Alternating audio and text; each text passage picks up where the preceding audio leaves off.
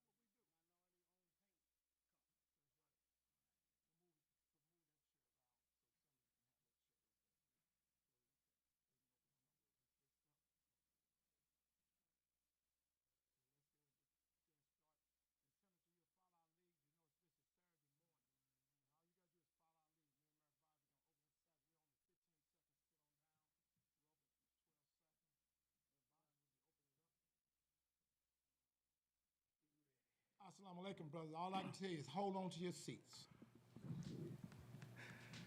Good morning, St. Louis. You're listening to the Freeman Bosley Jr. Show on KTZ 1600. Hallelujah, AM.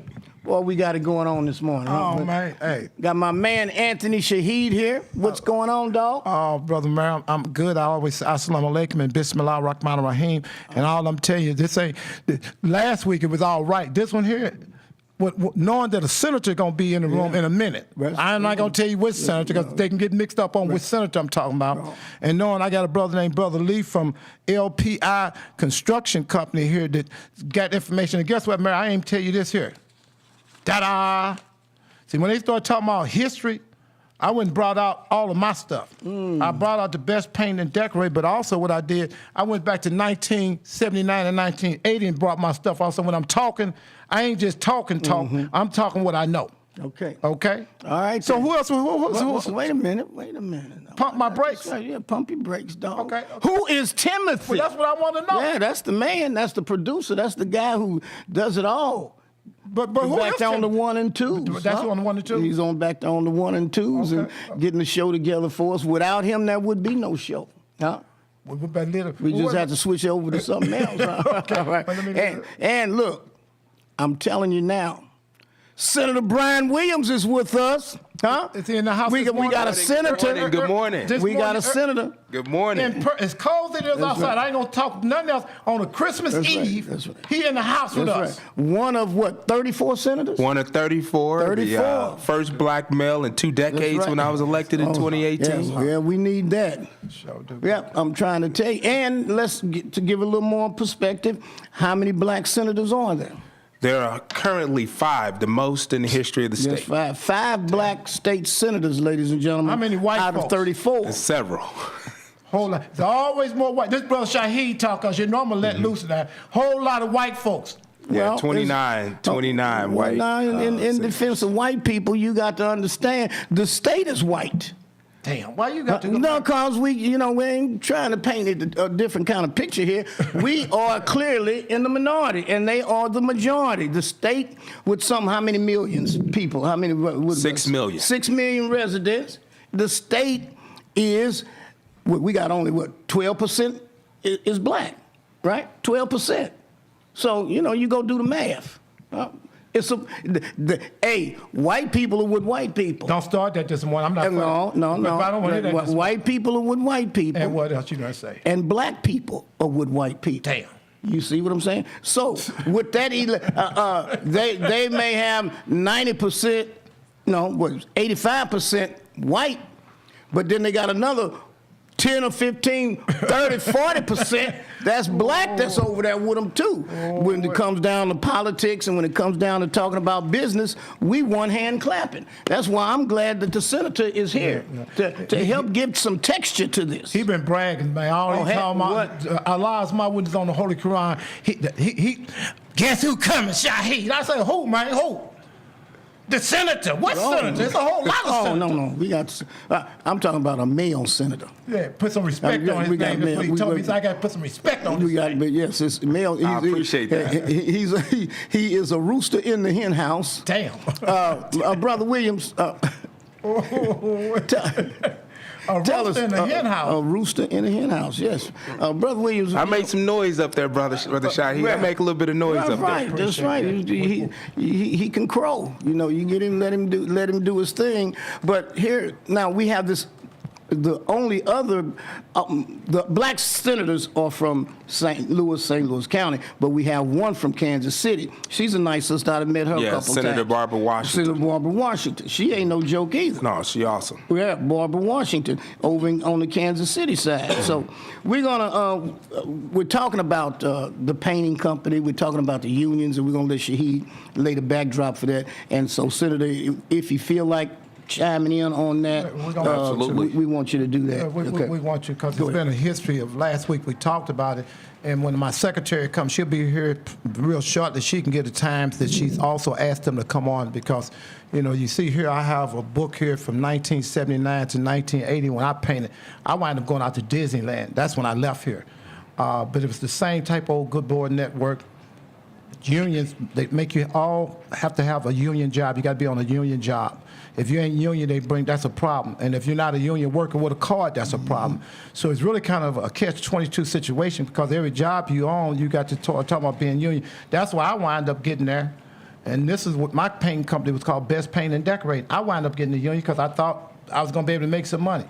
That's the worst damn thing I've ever did, was being in the union. So this young brother here that we have in the studio this morning with us, that you sitting over here, you by a senator, man. How you rolling like that? You didn't know you was gonna have it going on like that, did you? No, he didn't. He wasn't expecting that. Yeah, we're gonna have a good conversation, because I think there's some opportunities out here for you that we're working on. So I want to learn. I want to listen and learn more. Wait till you hear his story. So what has been happening is this brother here, out of this, and I could be corrected if I'm wrong, they got about 95 white contractors on the average. Painting contractors. With Painters District Council 25. And I can be corrected if I'm wrong, but I know I'm so damn close, it's pathetic. And only 7 blacks, but you can subtract one now because he's not there no more. And they done did everything under the sun to make sure they put this brother out of business. So I talked about it last week. Okay. And we called them, and my secretary was going to call. She called them 4 or 5 times. We shouldn't have called them number twice. Right. But out of respect, we didn't want them to say that we wasn't going to give them an opportunity to come and say we want to hear y'all side, because maybe y'all got maybe y'all got 95% black. Maybe Brother Shaheed don't know what he's talking about, because Shaheed's always in some trouble. He always bothers somebody. Well, you a troublemaker. Don't say that, Mary. Why do we say that? But anyway, to make a long story short, my brother said this morning, so first of all, good morning. You're going to be in the next segment, but I want you at least to set the tone. Who you are, what's the name of your company, and what is happening. Yeah. Please jump. Good morning. Hey, how you doing? My name is Lee Kissard. My company is LPI Construction. I was a union. Hopefully, I'm out of it. But I figured it was a bad idea when I first went down there to apply. When I walked in the office, I had my keeping that mic. I had my logo on and everything. And the first thing the lady said, is we're not hiring. Damn. You wasn't nothing looking for no job. I was looking for a job. Actually, I was looking to sign up. Well, you was black. Yeah, but I took it as that. Right. But I got into the union thinking I was going to make this money. You know, I was going to have the workforce and had everything I needed to succeed. And once I got in, I realized it was a nightmare. From my experience, I was every time it's a cash cow. And when I was working, they didn't send me the people I needed. I couldn't even work on my own job. And explain why you couldn't. You got enough time to do that. I want you to really take your time. Yeah, why couldn't you work on your own job? Let's go to school. Because in order to work on your job, you had to have a union card, which I didn't. Why? Because I don't know. I wasn't told that. I thought since I was the owner of the company, and I had to find my job, estimate my job, and finance my job, I thought I would be able to at least work on my own job. So when I started getting into trouble, you know what I'm saying, without having the right people, I wanted to jump in and I wanted to save myself. Yeah. But they told me in order to do that, I had to pay them around $1,100 a week For a painter's union card. just to work on my own job that I'm financing. Crazy as hell, boy. So I didn't understand that. So what I was doing was I had another company that I had for about 15 years Before you got into the before I union. got into the union. But they never told me that I couldn't have another company. Well, how's somebody gonna tell you can have a damn company? That ain't none of their business if you got another company. Yeah, but I don't. You know, I didn't understand it. So what I did was, I was using my non-union company to finance my union company. You should have known something was wrong then. I should have knew because- something was wrong with it. Yeah. You know what I'm saying? So now I'm in a situation where I just want out. I physically can't afford it to keep going. Well, when you say I just want out, well, how come you can't get out? What is the problem? Yeah, that's a good one. Well, they told me what I did was I let everything expire. My bond, I had a $15,000 bond. I closed up all my accounts. They told me unless I let them know 90 days before my contract ended, they automatically sign you back up. What it is, 'cause- Automatic renewal. See, I didn't know that. So what I want to do is, because we only got 30 seconds left, and I want you to come back. That's what we're going to come back talking about. You really, what I refer to as, you know, I met with y'all, with them. And I told them, and I told you, you're indentured servant. You'll never win. Yeah. You can't never get off the plantation. But we're going to go to, we got to set the tone, man, to go to a We break. got to go to a break, ladies and gentlemen. You're listening to the Freeman Bosley Jr. But I Show. want you to hit this hard, because you've been playing. Hold on, man. No, you act like you want some of We'll this. deal with that. You act You're like- listening to the Freeman Bosley Jr. Show on KTZ 1600. Hallelujah AM. Keep it on lock. We'll be right back. Quit playing. Oh.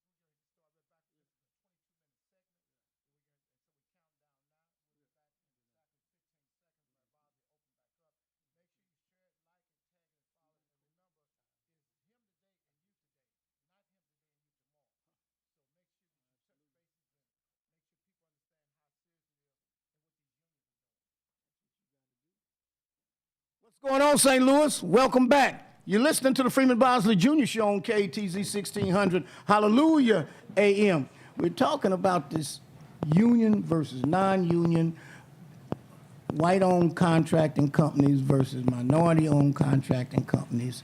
And we have Senator Brian Williams here with us, and we have a young man that started his own business, trying to make a way, trying to do something with it, and he's having some trouble. So go on and finish telling us about the incident.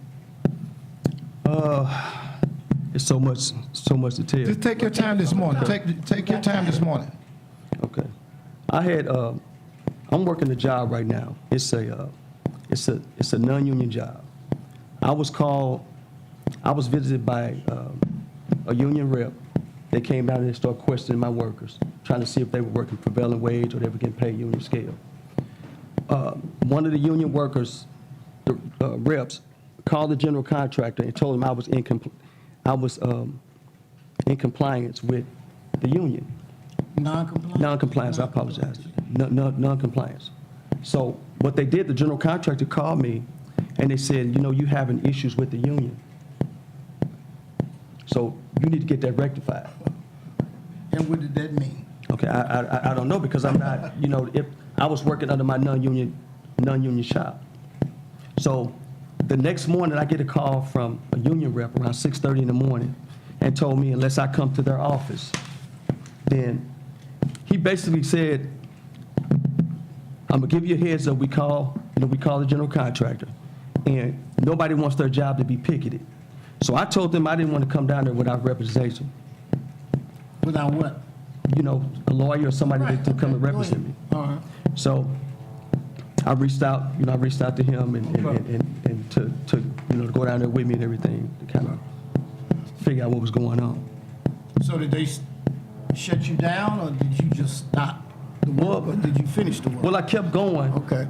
Actually, the general contractor told me to just hurry up and do what you need to do because we don't want any problems with the union. Right.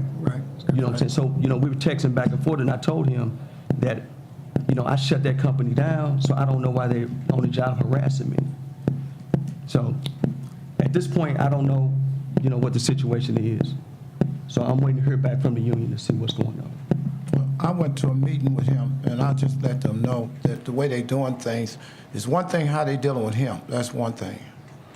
But this is what you've been calling business as usual, because I told them I started painting when I was 18 years old. I'm 68 years old now. So for 50 years, if I don't know nothing else, I know about painting. I know about the Painters Union, Local 58. I know about them like the back of my hand. And I told them the mere fact what they should have been doing, especially having that less number of black contractors, they should have had some type of safety net that they were doing their best to try to connect, to make sure that it was impossible for him as a black contractor to fall, that they should have been doing everything they could, saying, hey, let me help you here, let me help you here. They wasn't doing any of that. And that's where the problem is coming in at. They didn't have, when they sit down to tell you to sign these papers, it's damn near like when you're buying a house. They know you got damn near 100-some pages here, Mary. And all these pages here, it's easy for you to slip and miss something. To tell him that he had to close out in 90 days and make sure that they tell him everything he thought, and you were told by a business agent, right? Yeah, I was told. That if you shut everything down, you would be okay. I want to make sure I'm quoting you right. Speaking to that mic. Yes, but that's before they found out I had another company. So I asked him if I didn't have another company, what would I do? Go out of I business. think it's designed just to put me out of business. Yeah. If I couldn't make it with them, then I couldn't make it in the city. Period. They told me I couldn't do any painting for at least 5 years from. If I was to You would shut the company down. You would be debarred. I'll be yeah. Pretty much. And Mayor Bosley can talk about this more, and I don't want to stay on it long. Mm-hmm. When he became the mayor of the city of St. Louis, one of the biggest problems we have was with them damn unions. They act like they was talking to somebody off the street, and this was the mayor of the city of St. Louis. And that's 35 years ago. Mm-hmm. Am I right, Mayor? That's right. And we had, I specifically mention this guy's name, Nelson. Terry Nelson. I remember that dude. He was the worst of all of them, and he was the, what was that, the carpenters. He was with the carpenters. The carpenters. I mean, he did not want any Ain't black that something? people working. As the mayor, you talking to the We mayor. tried to. We had Wale Musa, Tim Person, I remember that. Lloyd Jordan, Your chief of staff. chief of staff. Everybody was assigned to that union, and he would go. We trying to get young black men in there, and he come back with, "Oh, well, they can't pass 5th grade math. They can't pass 5th grade math. Or they have dirty urine." Well, everybody got dirty urine. I mean, why you gonna just single out black kids having dirty urine? The white people got dirty urine too. You know, so he was and he's like the top. Yes. So he was like standing in the schoolhouse door. So, and that was 30-something years ago. But you say that because here we are, Same thing. 2022, and this brother's still having problems. What I said to them in the meeting, I said, you know something, 50 years ago, no exaggeration, they didn't have nothing but one black. This is what I said to them. You tell me if I said it wrong. I said, you've only had one black now as a worker here, as a business agent, in 50 years. So I asked him, I said, how the hell you go 50 years? Because that's what was happening with me and my brother Mark Shaheed and Melvin. We was asking the question then, where are the blacks and what do you need to do to get the black? The same way that you got all these white folks, can't the black folks go through that same process? Mm-hmm. What's the difference? And how many blacks have you got there and how many have you got to stay? They should have been putting something in place to make sure that you stayed in whatever problem you had. If they had to put you in an incubator like incubator like they do with a baby when they first born. Put it with a mentor. They don't do none of that, and now that you done failed, they telling you about 90 days, and they want to negotiate. I told them, man, let me tell you something, because there's a couple of them over there, to be honest, I work with and I like. This ain't about no damn friendship. This is about business, because it ain't just them, it ain't just the painters. Right now we own the painters, but it's the carpenter, the damn electrician, all them bastards. And this brother Shaheed speaking, all of them like that. They ain't worth 2 dead flies. If they was on the desert, this brother Shaheed speaking again and needed somebody to take a leak on them, and they was on fire, I wouldn't even pee on them. No, well, don't. Why we gotta go there? Yeah, because it's the truth. This brother Shaheed, that's my opinion. I can decide who I want to piss on. That's right. But just let's stay focused. Okay, here. stay focused. Let's stay focused. Let this brother get this information out. Yes, That's sir. what I want. I want this knowledge Right. so that the people can understand Yes, sir. what is going on. And so now, where are you with it now? See, what I don't understand is how can you come after me, and I shut that business down, but they're saying that just because my name was on the old business, they can go after my new business. I mean, my old, the business I had for 15 years. And that's not necessarily So I don't true. understand how that's true. And also, by me being an LLC, I thought the business was the LLC, and that protected me. I didn't think that legally you can come after me. Not you personally. No, they can't. They have to come after the business. But the business is completely shut down. Well, that mic. that's who you. Then that's who they have to attack if they're going to take you to That's why I court. They have to want deal with that business, be not here so they not can you. defend what they're doing. And I wish my secretary pop back in here for 1 second, because I want her to make sure that she said she calls. So secretary, if you're here, come here. But you are not personally liable because you got the business. The business, when people incorporate, they incorporate for a reason. They incorporate to create an entity because the entity is a shield. It shields you from personal liability. The entity that you formed is out here. You behind it. Now, whatever you do have to, say for instance, you have to defend the business with whatever resources that you have, but it's not like they're getting to you personally. You have to, the business has to be represented, else it'll be a default judgment against them. You hear what I'm saying? Yeah, but what I'm trying to understand, if I have two businesses, two separate entities, And tax say what's the ID name, numbers. because I want you to say one of them is LLC, but it's a construction. Say that. One of them is, well, the non-union is LPI Construction Management. That's what I've had for almost 15, 20 years. Okay. The union company is LPI Construction. And I started that because I had so many brothers come to me and tell me I'm making the biggest mistake of my life. But I wanted to try. I wanted to try it for myself. I wanted to, you can't always go by what other people say. But as I got in that office, every time, I had COVID for 2 weeks. And within that 2 weeks, they sent an auditor out there because I didn't report hours for that week. What? They came out to my office and they went through my books to make sure I wasn't hiding any money. I think the main concern was me dropping my bond because they figure like if I default on my fringes, they can go after the bond. So when I let the bond lapse, now it's all about money. It's all about what they trying to get. That's right. Well, it's a business. It's a business, but you have to navigate through those treacherous waters because you are dealing with people that, for the most part, are majority and predominantly white. Yeah. And see, these jobs, these businesses, this is something that they have reserved, like Anthony Shahid just said, for 50 years, there was no black business agent. Right. Because why? Because the jobs went to their sons, That's right. their daughters, That's right. their son-in-laws, That's right. their nieces, their nephews. Before you even get to people like yourself, these are folks that's next in line for these type of jobs. Because why? You don't have to go to college. Ain't no 4-year investment in none of that. You can come straight on out of high school and get that job. And that's what some of them have those available for their kids, for their nieces, for their nephews, for their sons, and for their son-in-laws, and for uncles and aunts before it gets to you. Yeah. You see what I'm saying? You're going against the grain of something, like he said, it's been 50 years, it's probably been 100 years. That's right. So they trying to, stop you really from doing anything. Because you are now you're cutting edge. You're plowing some field that nobody has formed in.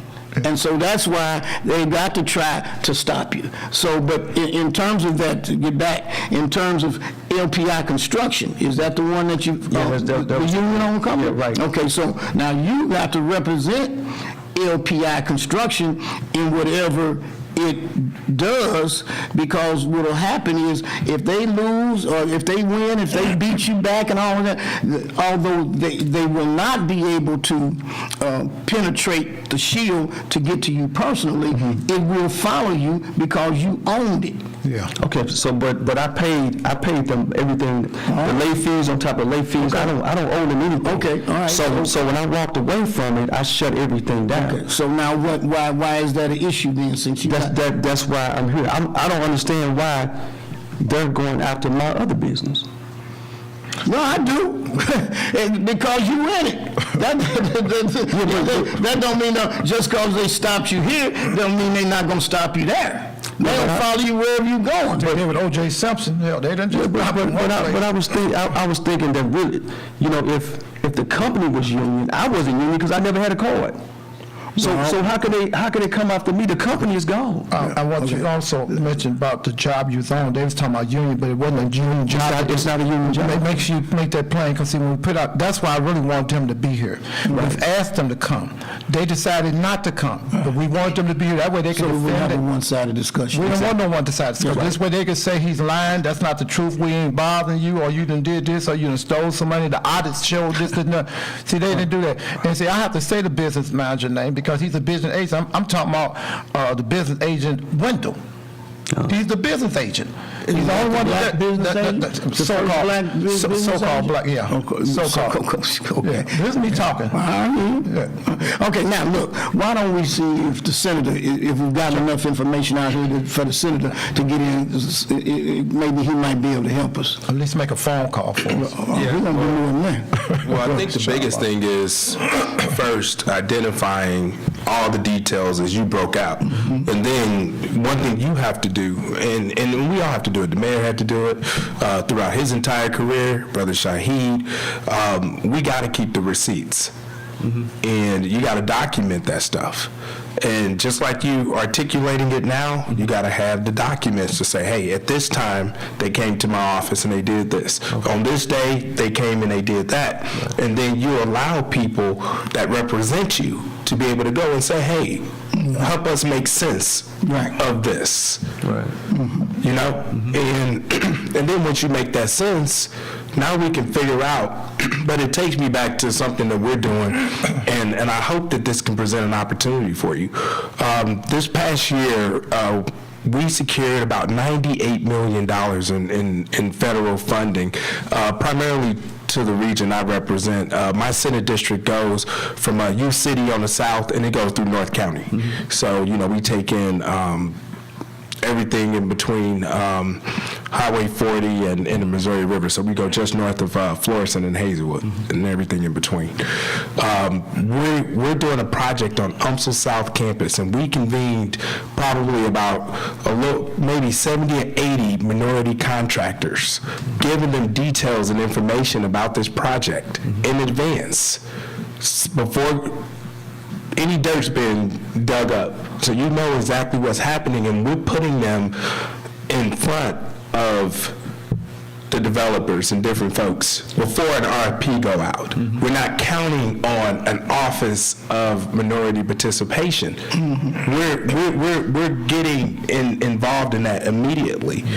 And that's what has to happen with these projects, because I think for us as black leaders, we assume, and I can tell you, it was a learning process for us. You can't always trust government's process. Well, let me say something about that. There is no sense of urgency Because they in get checks. government. That's right. You know why? No, that's right. Go on, say it. Because they get checks every 2 Every weeks. 2 weeks, they get a check. Yeah. They get a check whether you get certified or not. Right. They get a check whether or not you get a bid or not. Yeah. They get a check whether or not you get a job or not. right. You know what I'm saying? So there is no sense of urgency. Sure, right. No sense of urgency. But the private businessman who he's trying to help, like you all twisting in the wind. You know, but what? You twisting in the wind, and they get a check every 2 weeks. Right. And I wish there were a blueprint where when you first started your business that said, hey, these are the pitfalls. And we can't put it on Brother Shaheed and Mayor Bosley. This is where really our generation step in, and we got to really pay attention to some of the things that's been happening. And when I tell you, man, it's one of the most confusing processes I've ever seen. We have spent more time in the implementation process than securing the money. I mean, it was hard to get the money, but the implementation side of it, making sure the black folks are at the table, is even harder. So, you know, we want to look at this and see how we can help you. I mean, clearly, I don't mind sitting down talking with the unions and figuring out what's going on, because they just as quick, will reach out to us when there aren't any non-union, issues or things like that. So we will have that conversation. But what I need you to do is make sure you get the documentation. So we know what we're talking about. Because one thing we do as black leaders, we walk in a room and we know what we're talking about in advance. We don't figure it out on the whim, and we make sure that when we conclude that, we say, okay, what are the next steps? How do we resolve this? And hopefully we can help you figure that out. My secretary just walked in. Secretary, come here by this mic for me, please. How many times did you get a chance to call? I want to make sure we're on record that you called the Paints District Council. Can you jump in there real quick for me? Absolutely. Excuse me, I'm sliding. Good morning, St. Louis. Good morning. Yes, I did make the phone call. At least I spoke to four different people. Four different people. I made 4 different phone calls, and I emailed 3 times. And to this date, I have not received any return phone calls or emails. Did you tell me at one point somebody would start hanging up on you or something? I want to make sure I got it right. Yes, she identified name? herself as the administrator. Her name, I forgot her name, I'm sorry. That's I don't have my okay, paper in front of me. But she identified herself as the administrator, and as I was explaining to her what I was calling about, what I needed, she was giving a lot of resistance, and so at some point she must have felt overwhelmed, and she just hung the phone up. I called right back. 2 minutes later, I got someone else who also came and was refusing just to give me who was the lead person over there. Well, that's enough of that. Perhaps the senator can get somebody to Yes, call sir. him back. Yes, sir. And what I think needs to happen is we need from here to convene folks like yourself and identify who those folks are. So when you see other black business owners, contractors, you need to be pulling them in too and really sharing and collecting notes and seeing what things are happening to them as well. Because sometimes, I can tell you this, we convened some minority contractors and they didn't all know each other. Yeah, that's better. And we say, okay, cool. We know who you are. We know who y'all are. Now y'all need to know who each other are. I think And now, You know? yeah, and now maybe that is something to that make yourself available. something to that each you can do is, since you all got out to this point, maybe once a month or once every other month, have like a little meeting.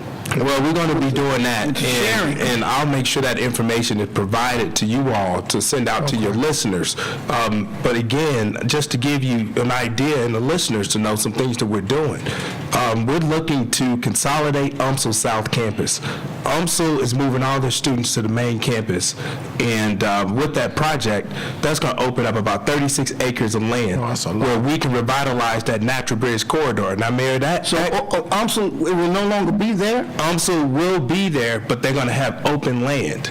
And basically what we noticed is on that natural bridge corridor, there's no healthy food option. Right. There's a food desert. There's no patient health care facility. There's no hub for entrepreneurship for minorities. There's none of that stuff unless you want fish and chicken and Domino's pizza. So we're going to address Some that. pork and rice. And then, and then we're also going to demolish Jamestown Mall. So those are some projects that we've got the funding to do the demolition, and we're going to be looking at public-private partnerships. Okay, well, our time is winding on down, so we appreciate you coming in this morning, Brother Lee. Any information that you need to get out, because we're going to be on this, because it's not just them. The main thing they do, they make sure everybody have to be a union contractor, so that's one of the things I think we're going to be addressing. So you got 10 seconds, just give your name out one more time, the name of your company. Lee Kissard, LPI Construction. Give me your telephone, because somebody still might want something painted done. 314-651-7412. Say it again. 314-651-7412. Okay, that sounds good, because black folks don't worry about if you union, they just want to make sure you get the job done right. And I'm pushing right to work now. I'm going to be honest, I ain't pushing no damn unions. Yeah, we're going to go to a break now, right? That's right. Yeah, I thought this was helpful. Huh? You're listening to the Freeman Bosley Jr. Show on KTZ 1600. Hallelujah, AM. We'll be right back. Quit playing. Pop! Like that there, y'all. Yeah. Brothers, we're going to come right That's back. good. Talk with him, get his information, let's do a call. Okay. So we can figure out what. And I'm going to put you on which side, because there's a whole lot of black contractors that me and my brother and them been dealing with for the Well, you last need to, 6 but years. you also got to figure out how you get into a system where these GCs. Brothers and sisters, just be are careful. They just kind of identifying go over a few things. We're going to come right back. GCs are identifying you and putting you on the jobs. The only thing I ask you to do is make sure whatever job you agree to, you got the capacity to finish. And if you got that, then So Lee, what we need to do, because we're going to start back, I'm going to make sure you get your number. Let me do here, it. my staff. That's what's that. Yeah. Okay. All right. So, brothers, we're on our way back. We're going to be back in we're doing a 20-minute segment now. We got the senator in the House. What you know about that? Okay. Let's do it. We ready? Did you check to see if I'm still hooked up there? Let him just. Good. We live. Okay, brothers and sisters, we're going to do a 20-minute segment with the senator. We count down. We got 15 seconds.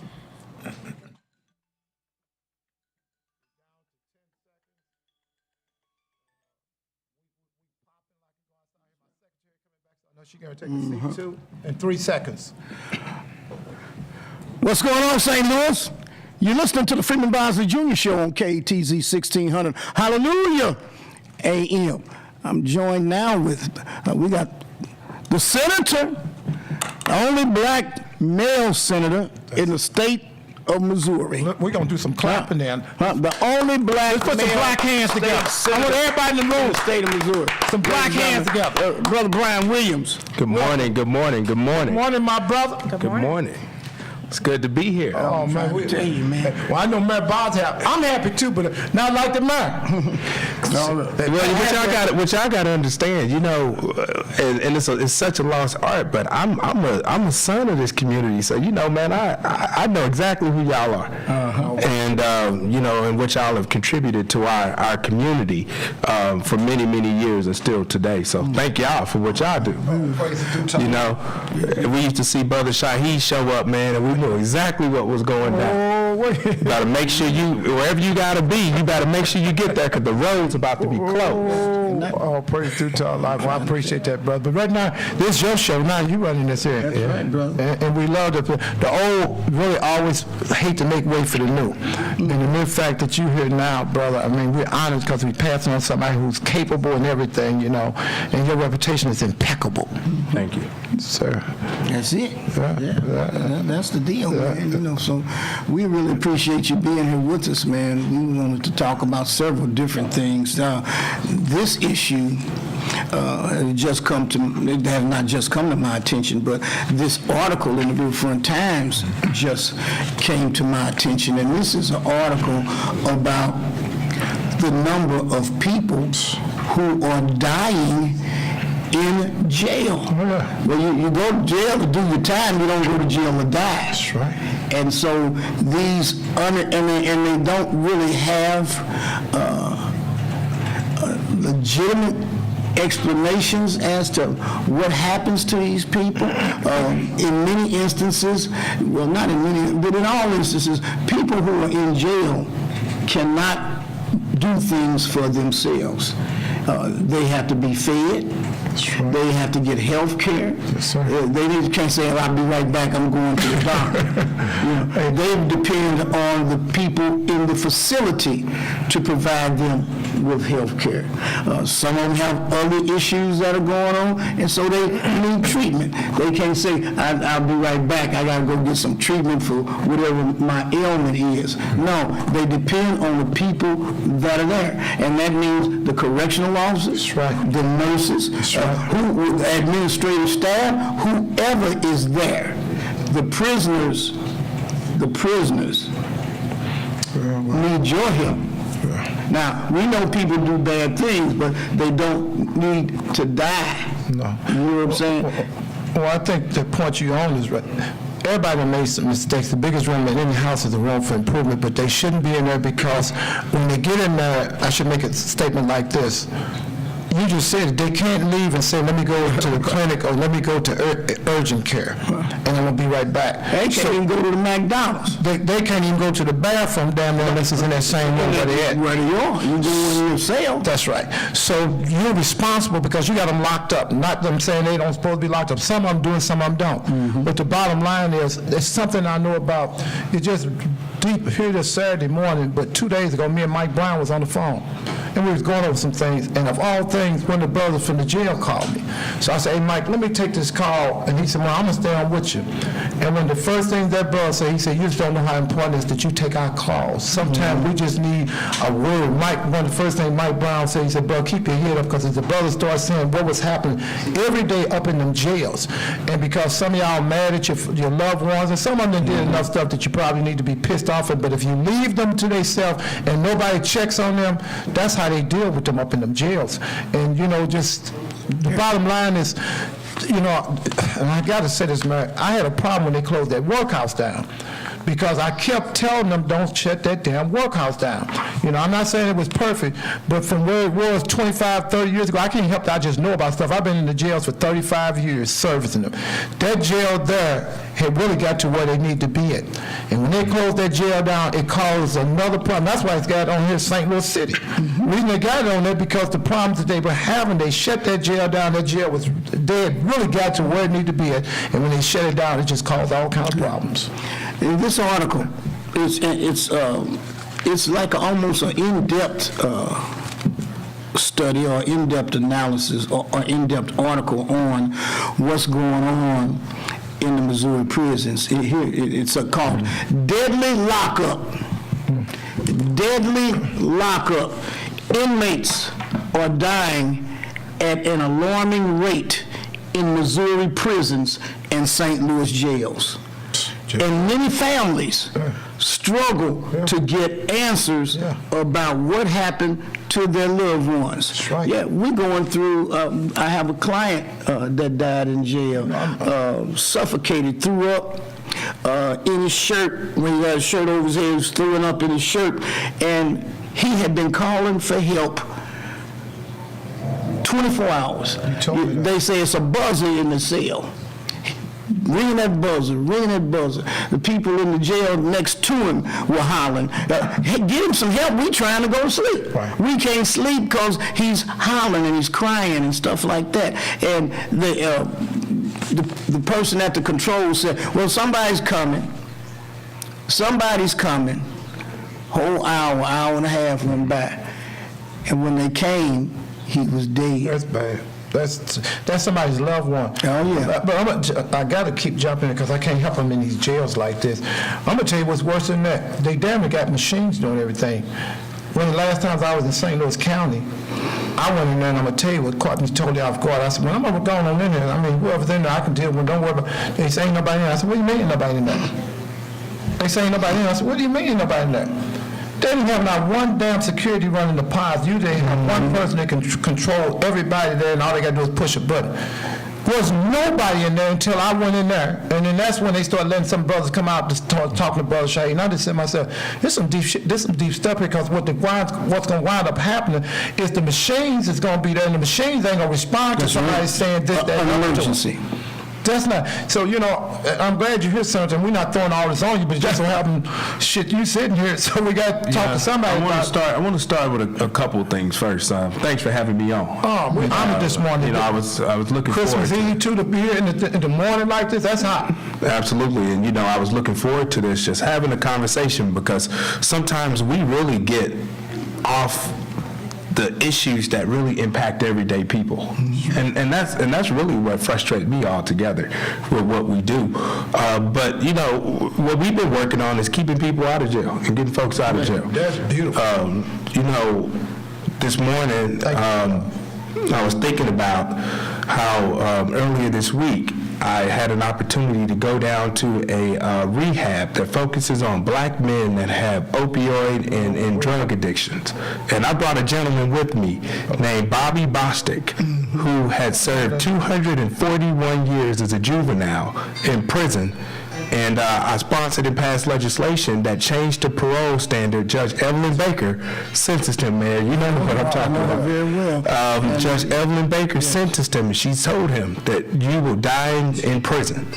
And at that time. Yes. And the Missouri parole, based on the Missouri parole law, he would not have been eligible until he was 111. We changed the law, and he was released 37 days ago. And is now a free man, and I had him go and talk to these brothers that are addicted to drugs. We went to a facility called LIVE. L-I-V-E is right over there on Wright and Old North. And you know, it was inspirational, but my point is that the same legislation that helped get Bobby out is the same legislation that I sponsored and passed in the legislature to free Kevin Strickland in Kansas City after being there for 43 years for a crime he didn't commit, and now Lamar Johnson here in St. Louis, which in 6 to 7 days, Judge Mason will determine whether or not he becomes a free man. Yeah, let's, before we go into that, let's pause for a minute and talk about Bobby Bostic. Let's talk about Judge Evelyn Baker, because you know, judges, they get these offices, they have these positions, they make these decisions, and the decisions are implemented.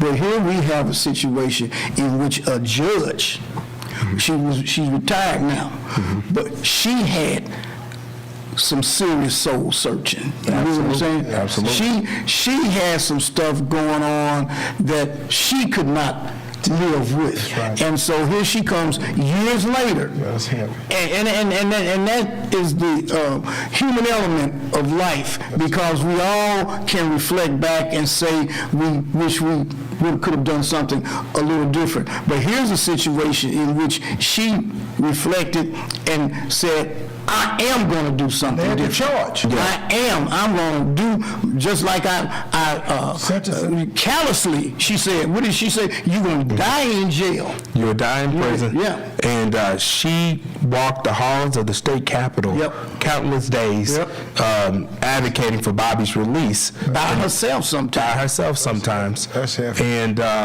she was there when he was released. Yeah. Oh, praise to That's God. right. That's heavy. It is heavy. Went to visit him, And what Bobby said, to show you all the most important element of all this, which I think is lost in society today, is forgiveness. That's right. And what Bobby said today was, you know, he started a nonprofit called WAVE, and what it basically stands for is advocacy for the victims' emotions. And he's talking to brothers saying, let's take a step back and think about how our actions impacted our families and different people. And he said, if we can seek forgiveness, then we have to be willing to forgive. And he forgave Judge Baker, and you know, they are moving forward today. Yeah. That's a powerful statement. That's something. That forgiveness is a big piece. You don't have to forget, but you should forgive. Do your best to forgive as quick as you can, because we say in Islam, then you want Allah to forgive you, but you won't forgive somebody else. You don't have to forget what they did, but you should forgive them. And not only forgiveness, tolerance. Yes. You know, tolerance. I mean, like today, I mean, these young people is just anything pops them off. Yeah. I mean, anything. I mean, how you gonna make it through life if every little thing is irritating you to the point where you gonna do something to somebody, you gonna call your people, and they gonna call their people. Why even put people in that kind of position? Because once you launch that, Yes. then no telling where you're gonna go. Handle your stuff yourself. They can't, though. You know, handle your stuff yourself. Most of them can't box. No. Most of them don't know self-defense. Most of them don't know none of that. So what they have to do is 4 or 5 or 6 people jump on you at the same time. And times have changed. Yeah, they you know, I grew up on the north side of St. Louis. I grew up in Walnut Park, 5300 block of Union. I went to Scullin Elementary School. Oh, I love Scully. And, you know, we used to go down, and it was almost mandatory that you spent Halloween at Matthews Dickey, and you learned how to box at Woe. Oh, yes. That was mandatory. Oh, yeah. I mean, even if you didn't want to do it, that was mandatory. Oh, yeah, you had to do that. And you know, I had to learn how to defend myself the proper way at Woes, and you know. And even before you get to that point, I was with Kevin Cunningham. Well, yeah, come on now. That's why I want you to say it. I want you to be, even before you get to that point of defense, just use your words. Yes. I mean, what is wrong with just talking it out? I mean, and I know people get so loud. You know, why do you know, when your voices go up? You know, that is elevation. You know, and so now you go on another level. Mm-hmm. Just talk in a tone. I tell people, use your indoor voice. Yeah, You know? and understand the importance of leadership. You know, what I tell a lot of young people, the first thing they say, what is it like to be a state senator? And I say, well, before I went there, I thought I was a leader. And I realized I wasn't. And the reason I realized I wasn't mayor is because I was only tasked with leading people that agreed with me. And then when I figured out how to become a leader among people who didn't see the world the way that I did, who didn't care to see the world the way that I did, didn't come from the same communities as we do. When I figured out how to lead among that group of folks, that's when I found myself becoming a real leader. Absolutely, and know how to agree without being disagreeable. You know, how long? What is it? Disagree without being disagreeable. If somebody don't agree with you, you got some people take that and go to hell with it. You know, will hold it for the rest of their lives. I know some people down the board of aldermen and elected officials that do the same thing. Pride in our community. Absolutely. You know, you don't get a free Bobby Bostic or Kevin Strickland. You don't get $98 million to your region, to your community, to a predominantly black community as an elected official holding grudges and taking your ball home every time you don't get your Absolutely. And here's what I learned about grudges. Here's what I learned about letting stuff run too deep with you. A guy, long time ago, probably 30 years ago, described it this way. When you get mad, you all upset, you harboring stuff, he said, that's baggage. That's baggage that's in your brain. And so whenever you still, and you walking around with it, it's just like dragging a chair around with you, taking that chair. If you're going into a meeting and you got disagreements with people, you're taking a chair into the meeting with you. Furniture's building up. I told this to one of my friends. I said, man, you got all this baggage and stuff. He said, no. He said, brother, he said, I think I got a whole house. He got all these issues with people. You know what I'm saying? I said, let it go. And it impacts them Let physically. it go. You gotta Not let just it go. mentally, but physically. And you start having cardiovascular issues, you know. Absolutely. And then you have gastrointestinal issues, you know. So not only does it impact you, Yeah, she right. yeah, but not only does it impact you mentally, but your body physically, that psychosomatic pain you start experiencing. So it's important just to let it go. Yeah, let You know, the anxiety, which is the worst, and you know, it's really plaguing our community. But again, you know, we have to promote, you know, positivity, advocating for mental health services for our community, especially when it comes to black men. Yeah, that's a big one. You know, we feel the need to be so aggressive towards each other. Thank you. Let's be aggressive about the white boy. You know, and that's really what's killing our community. That's what you guys That's what's killing our community. Yeah, we quick to run up on somebody. For sure. Quick to run up, oh no, quick to call your boys. Yeah, quick, and then go run up. You know, and I don't want to make it about this because we got good people in all backgrounds and races. You know, and I serve a very diverse constituency, so I understand that. But I tell people all the time, you know, I'm very fascinated by how certain black folks, regardless, and not just people in the streets, prominent black people can use every fiber of their being to take down another black person, but become, I mean, meek as a mouse when white folks come after Handkerchief them. head. I mean, seriously. No, You know, I sat down with a black person the other day and I said, man, look, you were complaining about all this stuff. Y'all done sue black folks as long as I know. I mean, seriously, sue black people, and then the second white folks come after y'all coming back to the black community, what do we need to do to deal with these white, you know, progressives and all this stuff? It's like, no, sue them just like you sue black folks. But they're not going to do that. Most of the time you hear them saying that they caught between the middle. White folks is on them, now black folks is on them, whereas they supposed to do what they supposed to be doing was right. And I'm really proud to hear you talk the way you talk, bro. Yeah, you really, to be young, you're really not that young. You're young, but your spirit and what you're saying is so old. Knowledge and wisdom. And you can see it, and it's just, brothers and sisters, you're not looking at him. He don't have a note. He's coming off the top of his head, so this is something that's been ingrained in him, and he's just flowing with it. And that's the best thing that you can see as we older brothers around like me and Mary Bowser, to see young students coming up and being capable as you are, really more capable. That's a good feeling to see your students. I've always taught my students. I love to see my students. I'm a student of Mr. Akbar Muhammad. I'm a student of Brother Jabir Muhammad, Muhammad Ali's manager. Those are my leaders that I look up to. The Honorable Elijah Muhammad was the grand leader of all of them.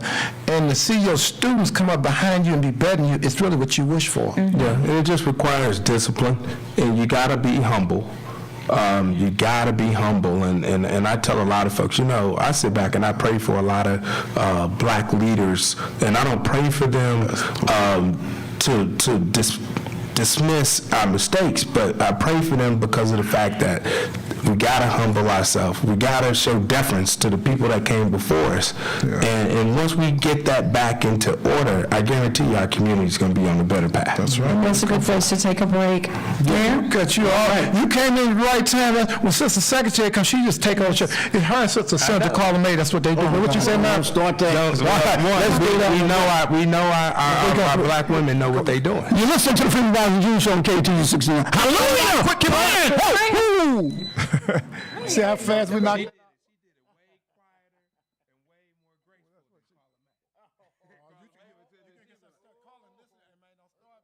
We compliment each other. We compliment each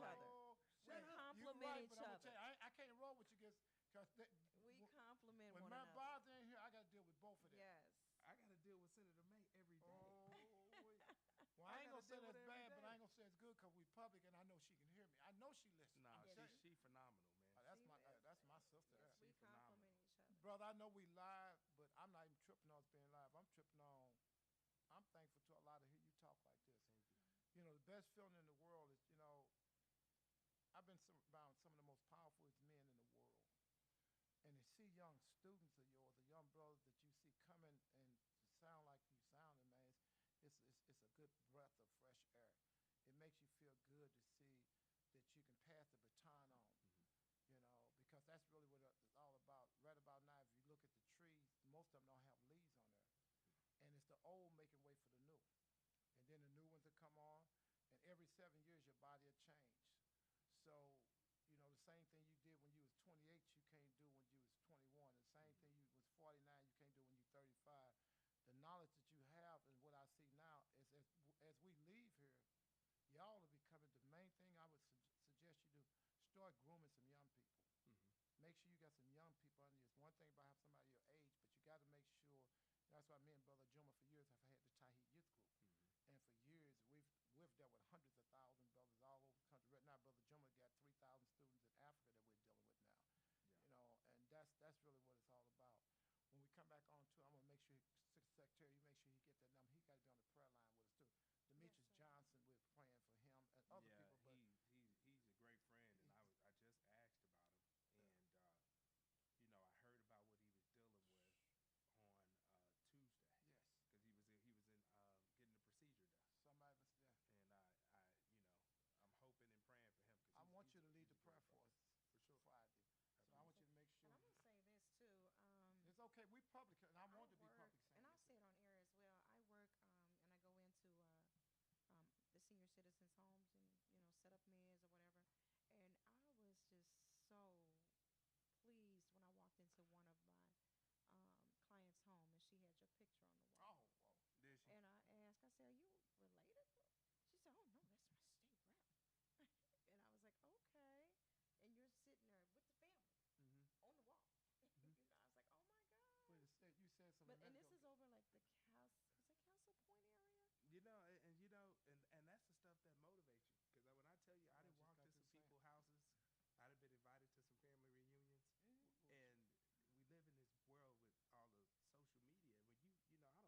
the social media. When you know, I don't post everything I do, and you know, it's you know, so you know, man, you go in, you see people, and that. When, like you said, we go back to things that really brought us here. Thank you very much.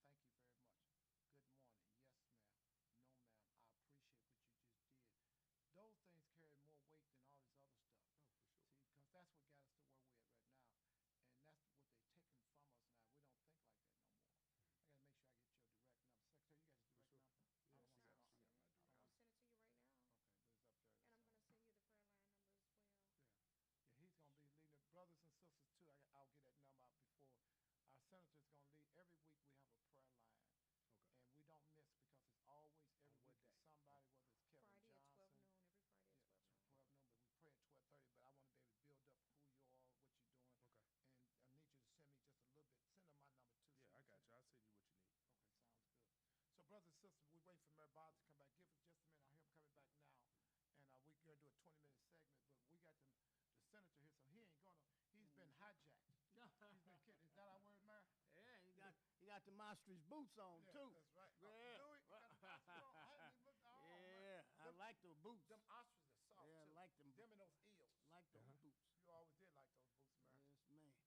Okay, so, brother, we ready? did you check that for? Because when that phone rang, I'm sure it knocked it off. I'm sure it knocked it off. I think it did. But yeah, definitely keep Demetrius and. Okay, sounds good. Awesome. So, brothers and sisters, we're going to come back in a 20-minute segment. We have our senator here, and I'm so thankful. And then maybe he can help us decide on how, and maybe they can figure out how to do some things on, like you say, with the unions and what they're doing down there at the NGA, because that's another area that I hear, and I could be corrected if I'm wrong. They say they don't have 8%. I'm not sure 8% blacks working down there. That's the kind of stuff we need to know.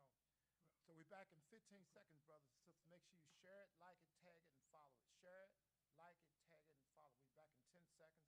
Mayor Bosley's going to kick us off, and then we're going to come back to the senator. That's right. Welcome back, St. Louis.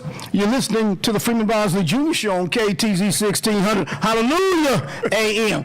We got our main man in the house, Senator Brian Williams. Yes. Saying he's talking to us about various issues. But one of the other things that we had wanted to talk to you about, Senator, was this whole issue of guns. And it seemed as if you had some legislation or was doing some things to try to help regulate it.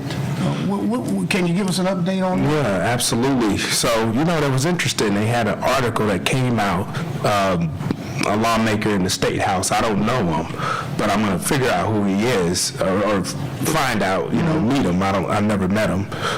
He filed this bill that a colleague of mine filed last year, and what they dubbed it as is Make Murder Legal Act. And I voiced my concerns on it, and one thing I told them in a committee hearing was, this is one of the most offensive pieces of legislation callous, draconian pieces of legislation I've ever seen in my life. I feel like it's a full-out attack on me, people that look like us, and when you think about what's happening in our community when it comes to guns, protecting people, protecting our children, making sure that people are safe in our schools, on public transportation, on college campuses, in churches, wherever is not mutually exclusive to the Second Amendment. You cannot convince me of that. So I filed legislation that's going to ultimately reinstate the conceal and carry permit law. And the reason for doing that is not to solely eradicate gun violence, but allow us to be able to put in some level of training for people that are carrying firearms, and allow us to be able to identify the folks who should have them. And I can look at another child's face and know that I'm not doing everything I can to protect them. Now, one of the things that I want to say is that, they're quick to holler out that constitutional right. It's my constitutional right to bear arms. That was one of the founding planks of this country, what the founding fathers were really adamant about. But think about this. They really weren't talking about handguns. They were talking about rifles and shotguns and muskets. That's because you really have a shotgun back there. They were talking about rifles and muskets and things of that nature to protect your home and yourself, but more importantly, your home, people coming onto your land. You see these movies where folks will ride up on somebody's land. What you want? They got out there with a gun. They got, it's not a handgun, it's a rifle or it's a shotgun or something like that. They were not, I don't think, and I'm sure interpretations are different and they will vary. I don't think it's interpreted, the interpretation is that they meant handguns. Now, I think, though, that one of the ways to kind of get a handle on some of this, and these are just some of my ideas, it says we can't regulate the gun, maybe regulate the bullets, the access to bullets. I know there's a lot of bullets out there now, but if you do something to regulate the dispensing of ammunition, and then I think you might be able to get a handle on some of this stuff, because we saw a guy must have been Wednesday, had a gun with a magazine that was about this big and round. And had a drum on it. Yeah, okay, that's what it had, a drum on it. So I don't know, I'm probably over 100 shots in there. So who needs all that? And then they have them wrapped around their body like Okay, them walking down the street. Yes. Walking down the street. Something has got to be done. And see, here's the other thing. And people don't want to pay attention to this, and I'll drill down on it every chance I get. 90% of the homicides are committed by black people. And guns. 90% of the homicides are committed by the black people. 90% of the victims are black. So you got black people killing black people. Nobody wants to talk about that. We always want to talk about some officer involved shooting. Yeah, I'm fine with that. Let's deal with that and let's get on it. But let's deal with all We have of to it. burn the wick on everything else. Or if you're going to have, because look, I've dealt with this. I've passed legislation, sponsored and passed legislation in a supermajority Republican legislature with my name on it, addressing issues around police accountability. I've done that. First time it's been done since the death of Michael Brown. Wow. I've done that right here in Missouri. So I have the right to talk about exactly what the mayor is saying. Listen, as quick as you get out there and protest a police officer involved shooting, I want to see y'all out there protesting the death of Alexandria Bell, the death of countless other people that have lost their lives to gun violence from people that look like them. That's right. Babies. And you know, and a lot of folks don't think about this. You know, my mom called me one morning, and you know, we talk in some context, text or something every morning, and she said, "Hey, give me a call," and I'm. You know, my heart started beating. I'm like, oh, what's going on? So I call, hey, Mom, what's going on? She says, hey, we need you to call Jamie. Mom, who's Jamie? She says, you know, Jamie is a family friend of ours. Her daughter was killed at Central Visual Performing Arts High School. I said, wow, that's right. The young lady who was killed was a family friend of ours. Yes. My family, y'all know how black parents are. Right. You need to call them as a person that knows the family, but also as a leader.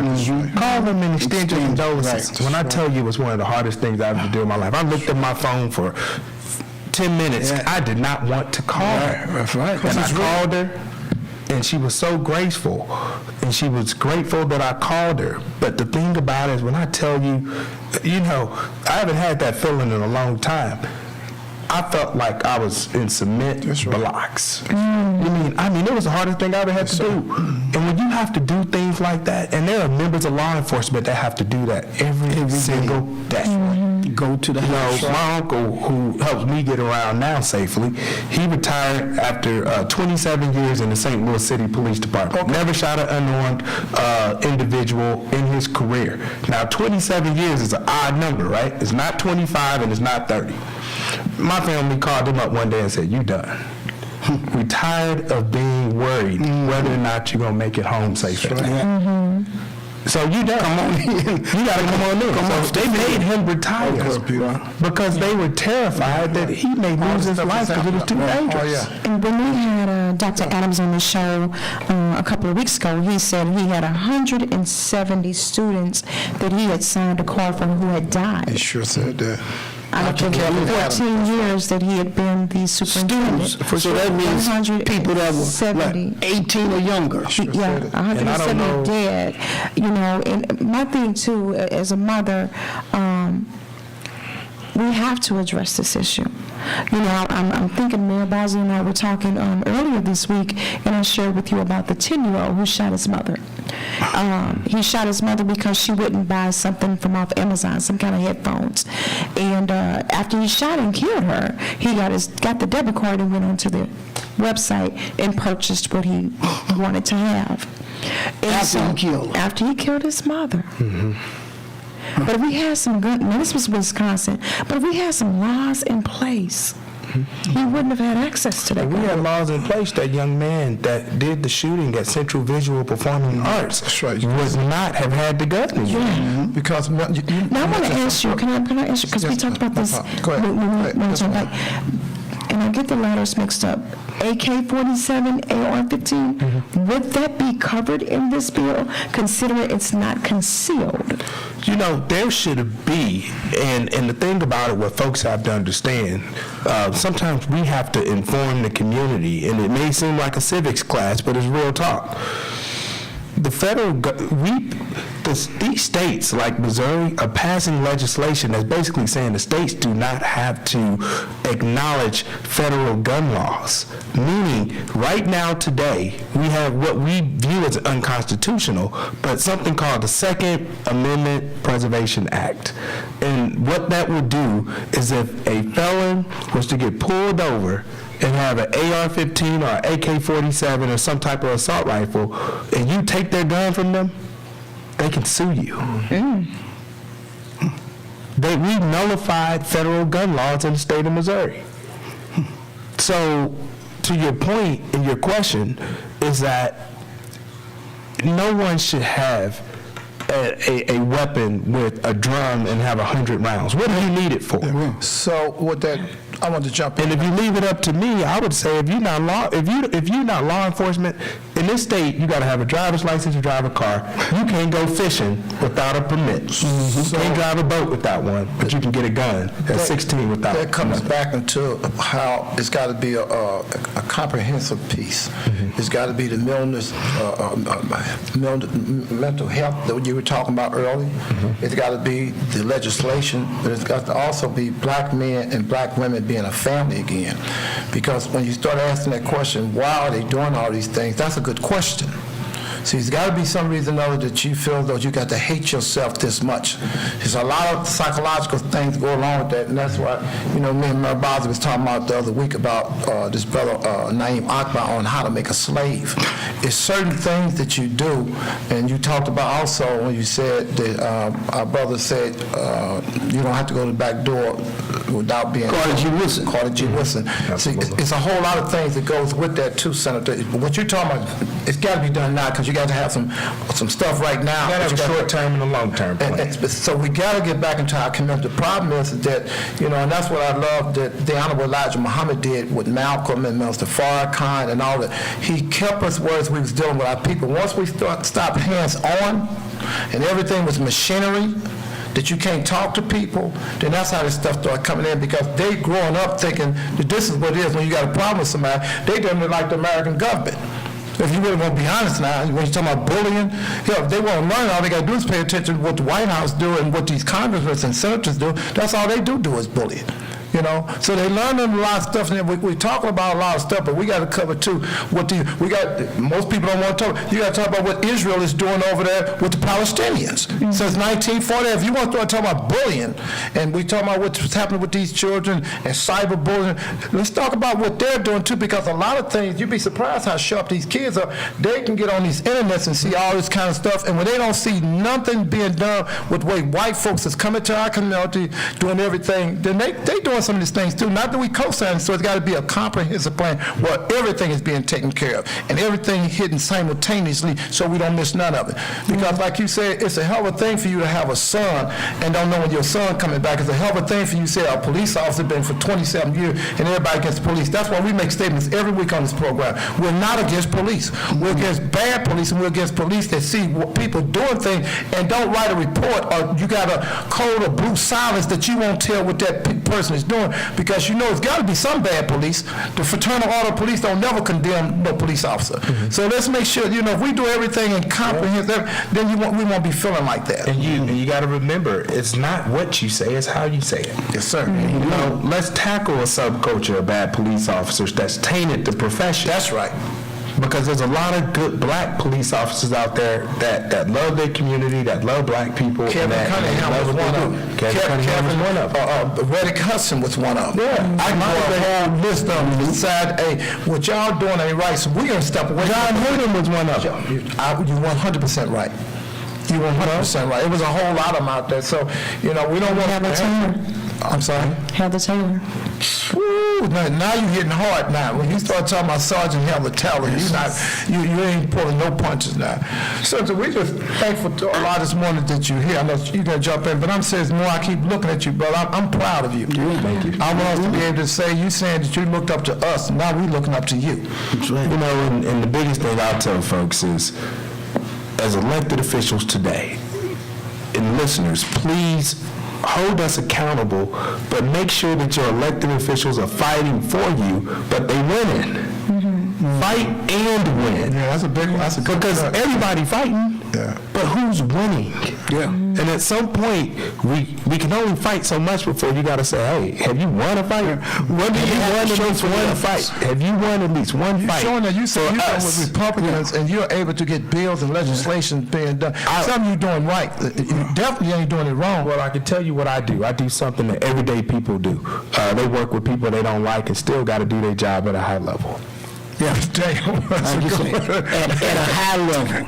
And guess what? If they don't, they get fired. Absolutely. Before we get too far, give us the name of the bill in case someone wants to look it up, and then just highlight again what the expectation got a real of this bill. secretary. Right, so what I would recommend, we have this amazing interactive website. So go to just SenatorBrianWilliams.com. SenatorBrianWilliams.com. You can see all of the economic development projects, all the legislation that we passed, things that we're focused on. Brother Shaheed was talking about the youth. We have a youth advisory board where we have young people from the entire region advising me and giving me ideas around policy. They do a trip to Jefferson City and they get to see the Capitol. They get to walk the halls and see what's happening in Jefferson City.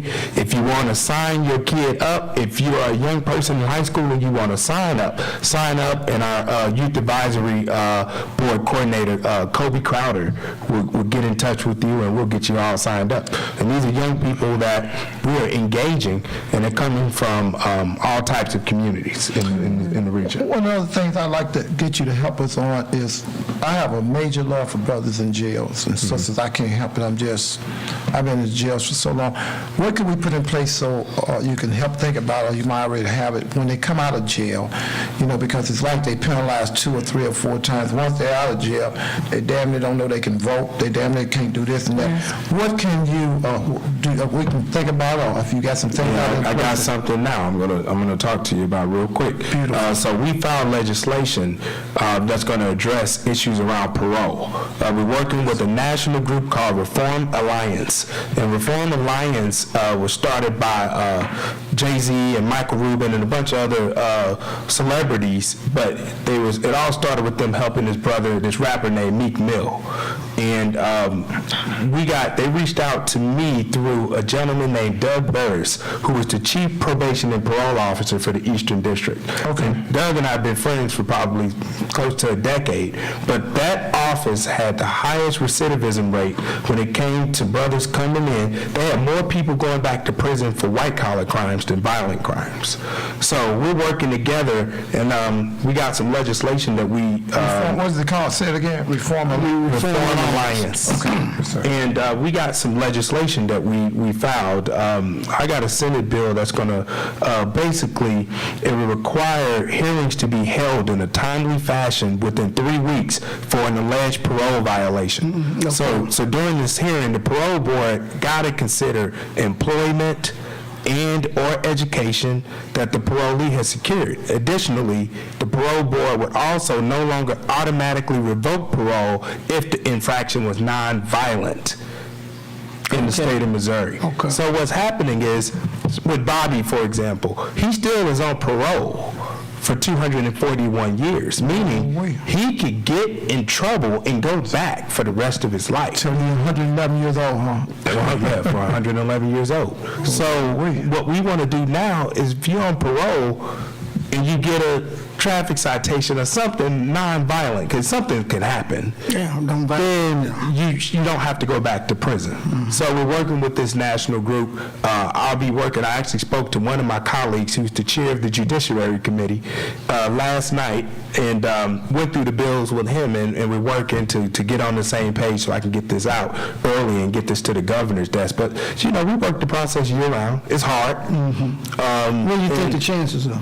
Well, look, man, I passed Senate Bill 53 and 60. Senate Bill 60, look that up. We banned chokeholds. We got the strongest use of force database in the country.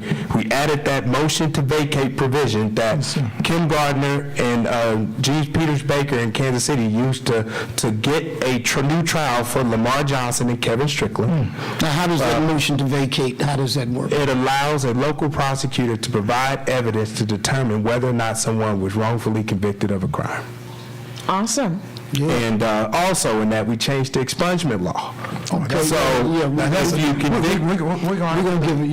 an update on that expungement. That's we're working on clean slate expungement. Somebody, Guys, this has been a great show. They raised that issue with me almost once a week. Yeah. Once somebody. This is what trying we to get them hot. expunged. This is Yeah. what we hot. This is what what we we not. hot, and this is what Somebody we're not. stopped me up at Home Depot. Man, I'm trying to get my record expunged. Hey, we got a plan, and I love to That's talk what I'm about talking about. That's They want you to give them a hookup. well. It's okay. expensive to get them expunged. Oh yes. Oh, really? Yeah. Because you gotta get a lawyer. Let's get go to this break. I want to see that you're going to do it right.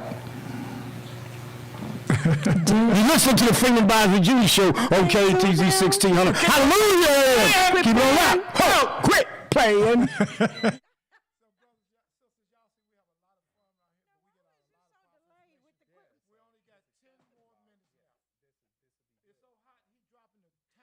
He was delayed with the quit playing.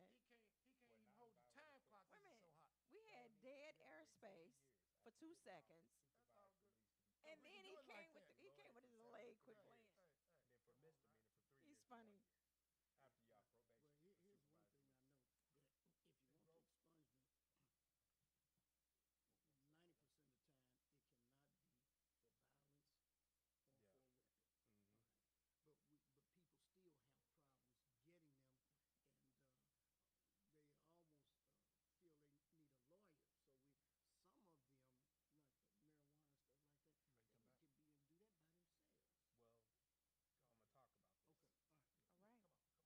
We have 10 minutes and 10 minutes. We got 10 minutes left, brothers and sisters. Count our clock down there. We got 15 seconds. Did you all say Merry Christmas, Happy Holidays? Latest thing out. Y'all say Happy If y'all Holidays? talking about getting expungements, you better be listening. You better call it. You better share it. You better like it. You better follow it. You better tag it. You better do a ring around the toes and everything and get somebody on it. Tag 10 and bring them in. Hey, welcome back, St. Louis. You're listening to the Freeman Bosley Jr. Show on KTZ 1600. Hallelujah AM. We forgot. Happy holidays. Happy holidays. Happy holidays. Happy Kwanzaa, holidays. whatever. Yes. Happy holidays. Happy holidays. Happy Kwanzaa. Happy What- everything. Yes. But we. And stay warm. Yeah, Yes, we're stay fortunate warm. enough to have Senator Brian Williams here still rolling and talking about things. And then after that, I want to say a prayer for someone, Okay, but okay. let's get to that. Let's get into this expungement. Yes. Brother Williams, Senator, go ahead and Please. take us through that. Yeah, absolutely. So we're working on something called clean slate expungement. I was able to pass legislation that changed the expungement law, and essentially what it did was for a non-violent offense, if you were to get a felony charge, it would have been, you would have to wait 7 years after getting off supervised release to be eligible for an expungement. We lowered that from 7 years to 3 years. For a misdemeanor, non-violent offense in the state of Missouri, we lowered it from 3 years to 1 year after getting off supervised release. Okay. Now, we're coming back. Clean slate expungement is basically going to allow us to do a couple things. Remove the cap on expungements, meaning when you get multiple charges in one incident, they were treating them as if they were separate offenses. Oh, wow. Now, that would be considered one expungement. We also are looking to lower the petition filing fee. It's $200. We want to lower that to at least $100 or free if you're unable to pay. I'm on line 4, he said free. We want to create a central repository so expungement clinics, attorneys, legal aid can go to one database and get access to all your records. Let me give you an example. If you live in North County and you get a ticket in Veneta Park and then you turn around and get another one in Florissant and then you get one in Hazelwood or wherever you're at, you got to go to all those different They municipalities. call it riding the circuit. You may not even remember where you got it at. You just know you was in the county. That's right. So now we can go to one central database and get access to your records. So it makes attorneys like Mayor Bosley to be able to go and say, all right, cool. I can go to one place and see where all your What is tickets that and warrants database are. going to be? That database is going to be a central repository set up with the state of Missouri. Okay, so that, you just that go on- attorneys and legal aid and expungement clinics will have access Okay, to. okay. Attorneys and legal aid, not individuals. Not individuals. Okay, all right. And then we want to also allow folks to be able to get an automatic expungement if we pass clean slate.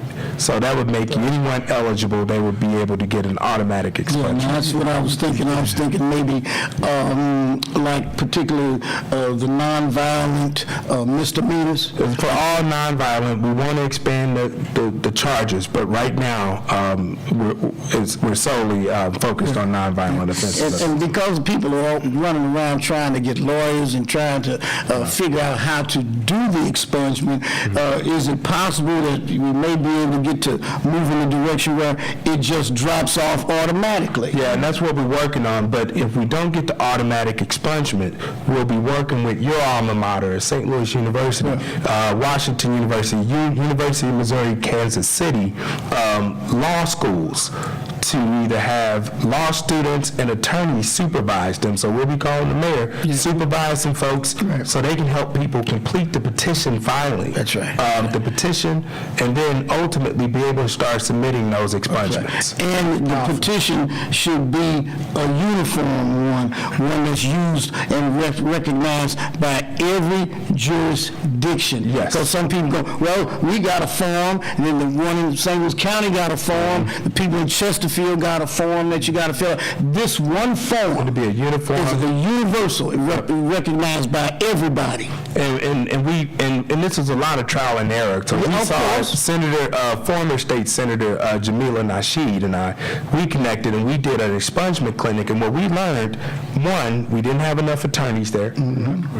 So we want to work to hopefully be able to allow attorneys to get continuing learning education credits for volunteering to come out and help with the petition. And then when we got folks that came in, they didn't know where half they charges was. Well, and see, that's the other thing Some people about had them in East St. Louis, and being able to do a thorough record check. Like a big I mean, that, you know, some, like you say, people come down here to our office and say, I got some warrants, and I say, where? They're not that familiar with the municipalities if they still don't have the ticket. So maybe we can have it where someplace you can go and get the uniform record check. Because you get a record check in the city, don't necessarily mean you don't have nothing out in the county. well, and keep in mind, as crazy as it sounds, majority of the folks that's trying to get these expungements hadn't been in trouble in years. Oh, absolutely. They don't even remember. Absolutely. Some of them don't even remember what they was charged with. Absolutely. So we only got about 4 more minutes left. If you would do me one big favor and give your information out of whatever you want to give out, because I want a brother that the whole community is worrying about, Brother Demetrius Johnson. I want to get a prayer in for him. How can they get in contact with you if they need to? Absolutely. Please, if you have access to the internet, SenatorBrianWilliams.com. That's BrianWilliams.com. That's easy.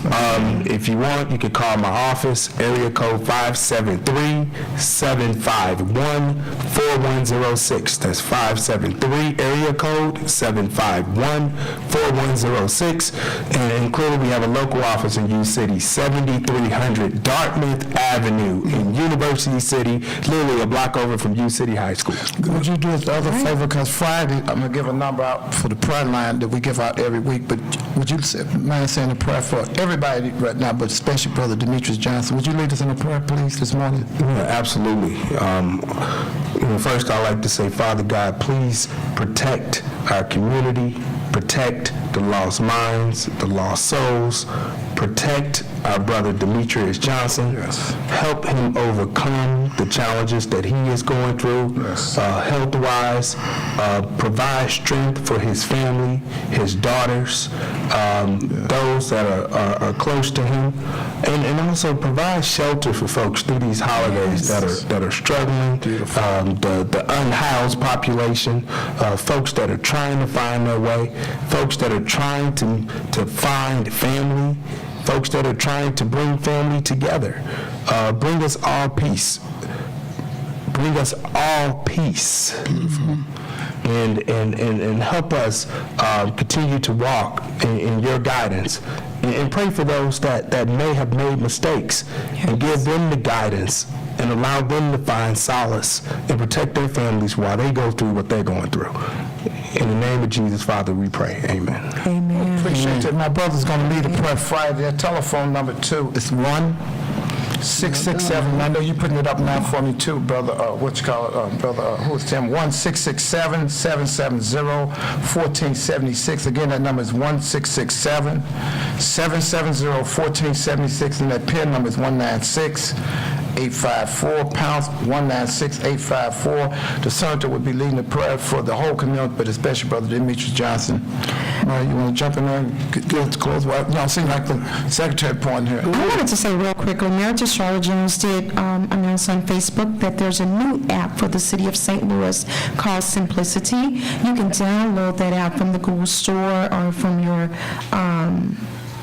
I don't know, Android, whatever they use or whatever. I'm not sure what Android use. But you can download that app, and when you put it on your phone, then you'll be able to see different things that are taking place in the city of St. Louis, events, activities, announcements about transportation and that kind of thing.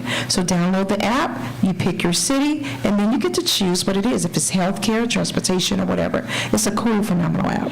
Call tomorrow, Monday, as soon as you can, 314-647-3327, 314-647-3327, and ask for the Payments District Council and ask them why they didn't show up on the radio program. Okay. I slid that in there, didn't I? That was called. We got a new police chief. Yes. Huh? Yes. We got a new police chief. He won't take office until, was it January 9th? I thought it was January 9th. It's January 9th. So let us first hope for the best, but be prepared for the worst. We got some serious issues here. I don't know anybody that gets to be a chief. It takes, if you're coming from out of town, it was the first time we had a chief from out of town, so it'll probably take him 2 years to figure out what the hell going on. Let's get it closed out. You're listening to the Freeman Bosley Jr. Show. Let me like on KTZ 1600. Hallelujah. Keep it on lock. Quit playing. Quit playing. Oh! We close that out, y'all. We don't be playing. We don't take no hostage. When we say you don't, you won't. When we say you do, you through. When we say you can't, you ain't. In that order. The order of Shaheed. That's right. The order of Senator, this was good. Now, you came on in swinging that sword. You came on in swinging that sword.